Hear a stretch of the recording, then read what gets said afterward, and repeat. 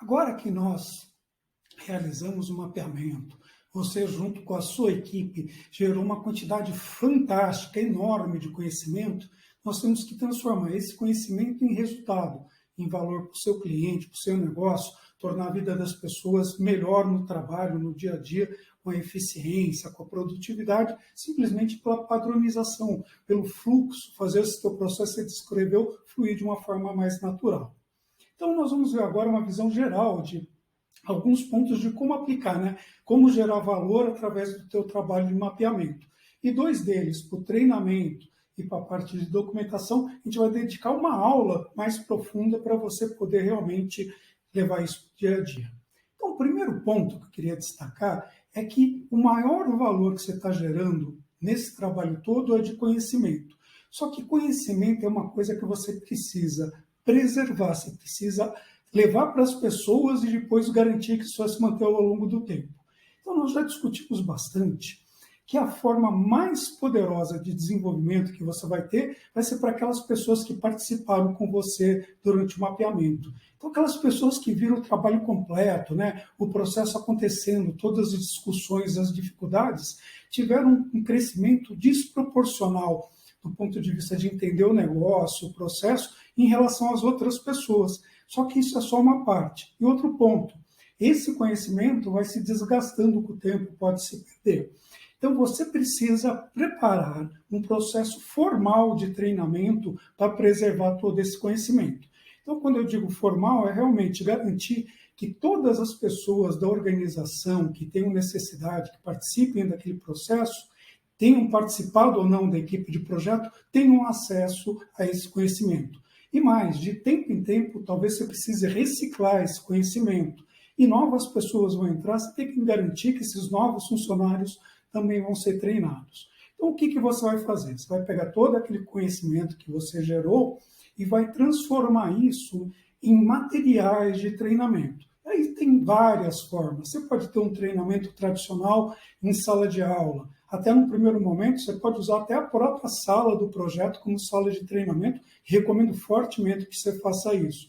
Mas você depois vai ter que passar esse material todo para alguma forma de treinamento, seja PowerPoint ou como for, para você poder multiplicar isso ao longo do tempo e levar isso para outras equipes. Muitas vezes você tem equipes que estão até fisicamente descentralizadas, eventualmente até em várias partes do Brasil ou do mundo. Você tem que garantir que levar esse conhecimento para as pessoas. Outra forma que você pode fazer é transformar isso, por exemplo, num vídeo, que você pode multiplicar de forma mais simples. Você pode ter treinamentos que a gente chama on the job, ou seja, a pessoa vai trabalhando e você vai tendo treinamento conforme ela trabalha. Tudo isso sai daquele grande conhecimento que você gerou, você só está adequando a comunicação e a transmissão aos meios, à necessidade de cada organização. Outro ponto que depois a gente vai tratar é a documentação, ela já te ajuda nisso. Quando você documenta o processo, uma coisa que tem que estar na tua cabeça é, poxa, tem que ter uma documentação que facilite, favoreça o treinamento. Então, caso os dois esforços de juntar as duas coisas de forma a você otimizar todo aquele teu conhecimento, teu tempo para treinar as pessoas. A outra aplicação que é muito forte, que você vai poder aproveitar muito conhecimento que você gerou, é para a documentação de processos. Aí eu daria dois grandes destaques. Muitas empresas trabalham com sistema normativo, por exemplo, ISO, e dependem de documentar os seus processos de trabalho para poder estar certificado e poder estar em compliance, né, com tudo aquilo que é estabelecido.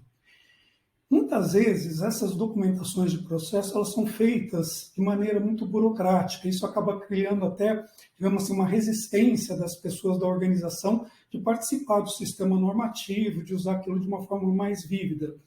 Então, eu diria o seguinte, que esse trabalho que você fez, com muita participação, muito envolvimento, podem gerar documentações que não só atendem o sistema normativo, como as pessoas passam a enxergar aquilo como uma coisa útil, uma coisa que realmente ajuda no desenvolvimento, na geração de valor e resultado.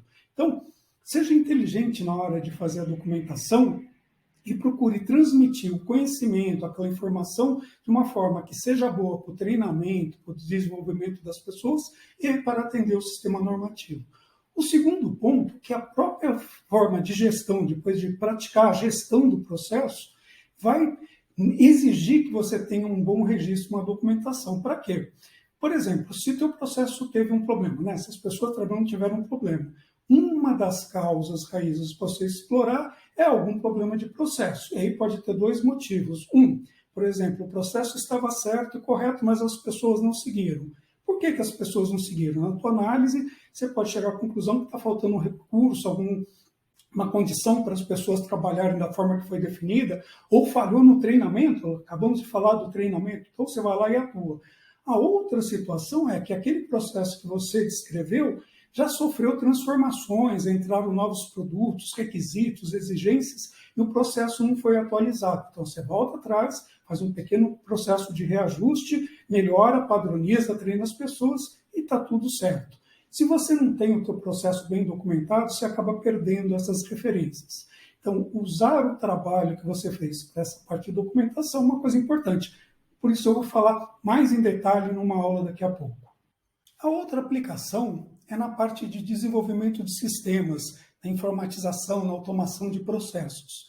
Eu já trabalhei com muita empresa grande, empresa muito competente, que junta um time enorme de pessoas super dedicadas, muito bem preparadas, com muito recurso investido, que quando começam a trabalhar no desenvolvimento, dão uma olhada por cima, mas acabam correndo para atacar diretamente o desenvolvimento técnico. E o resultado é que quando você entrega o produto, por mais boa vontade, energia que as pessoas tenham colocado, acaba não conseguindo gerar todo aquele retorno que as pessoas imaginavam no começo. Então, como que esse trabalho de mapeamento pode te ajudar?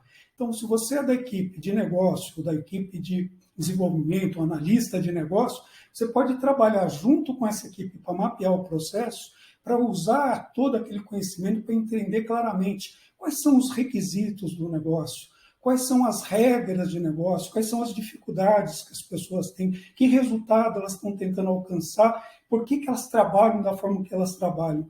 E tudo isso pode gerar um conhecimento valiosíssimo para você traduzir na linguagem que depois vai ser usada para desenvolver os sistemas. Então, transformar isso nas regras técnicas, né, nas especificações que vão fazer um sistema muito mais aderente e poderoso. Então, pensa nisso. Se você tem o desafio de desenvolver sistemas, fazer esse trabalho profundo, envolvendo toda a equipe para mapear, pode ser um passo sólido para o teu sucesso lá na frente na implantação. A outra aplicação, que é relativamente simples, mas pode te ajudar muito, é no nivelamento de recursos no teu processo. Uma vez que você entendeu bem o processo, como ele funciona, você padronizou as atividades, você pode fazer uma análise de quanto de recurso, né, de pessoas você tem em cada atividade, cada fase do processo, ver qual que é a demanda, como que ela flui ao longo do teu processo e fazer uma redistribuição. Então, tem ferramentas específicas para isso. Veja bem, você não vai estar mudando a essência de como funciona o processo, mas sim de quantas pessoas estão alocadas em cada atividade. Você pode fazer até uma realocação de atividades entre esses grupos, e você vai ver que com isso, quando você fala de nivelar, né, que às vezes você tem muita gente numa área, pouca gente na outra, ou capacidade produtiva, então você está sempre limitado por essa capacidade. Quando você nivela, você consegue aumentar a vazão do teu processo, simplesmente rebalanceando. Então, isso é uma aplicação relativamente simples do ponto de vista de mudança, mas que dá um impacto muito, muito positivo nos resultados da empresa. E para fechar, você pode usar o teu trabalho de mapeamento, de descrição do processo que você fez com toda a equipe, como o primeiro passo para fazer uma grande transformação, uma grande melhoria de resultado de altíssimo impacto.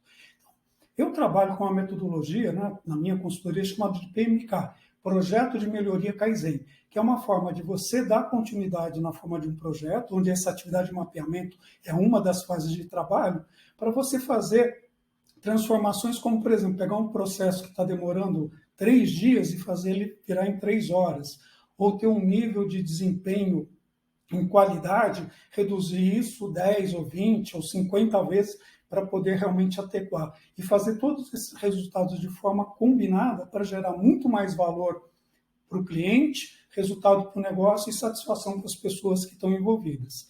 Então, só para você ter uma ideia geral, qual a diferença do PMK? No começo, quando você faz a definição, além de fazer o planejamento como nós fizemos, nós complementamos isso com uma visão de futuro, ou seja, eu defino onde eu estou e onde eu quero chegar para poder realmente desenvolver o projeto, preparo bem a equipe, comunicação, porque vai ser um trabalho de muito impacto, de melhoria e de mudança.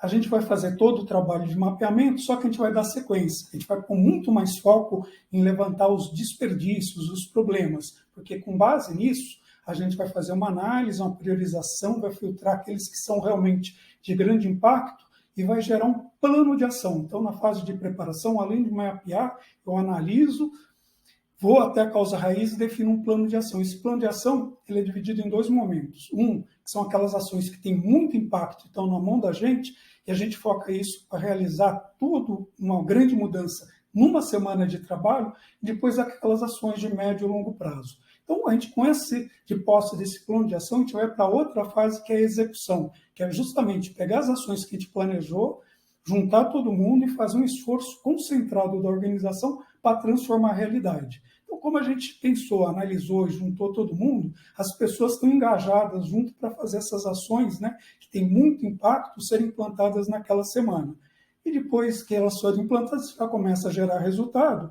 E aí você tem um período que eu recomendo, né, que a gente chama de padronização, de 1 a, no máximo, 3 meses, para poder, talvez, disseminar essas ações pela organização como um todo, poder fazer a estabilização de resultados, ações de mais longo prazo você pode desenvolver nesse período, mas você acompanha o resultado até ver que está tudo estável, e aí você consegue ver que você consegue gerar transformações, como eu falei, transformar um processo de 3 dias para 3 horas ou menos, de forma estável e contínua. Só que a base para fazer uma transformação de toda essa está no que você acabou de aprender agora. É no mapeamento, em você juntar a equipe, todo mundo construir uma visão de conjunto, é que você vai criar as condições para, quando você for fazer a transformação, toda a organização está te apoiando a tua equipe e fazer junto com você. Então, é uma grande ferramenta que você acabou de aprender, de quebrar resistência, uma ferramenta de gestão da mudança. Então, isso é um ganho que você tem, se você praticar essa fase de mapeamento bem feito, enorme para você e para a tua empresa. Agora que nós vimos essas aplicações, eu vou mergulhar mais profundamente em 2 pontos, no treinamento e na parte de documentação, porque elas são fundamentais em qualquer situação, e se você realmente tem um foco no mapeamento, né, vai parar nessa atividade, você vai precisar de ter elas muito bem feitas.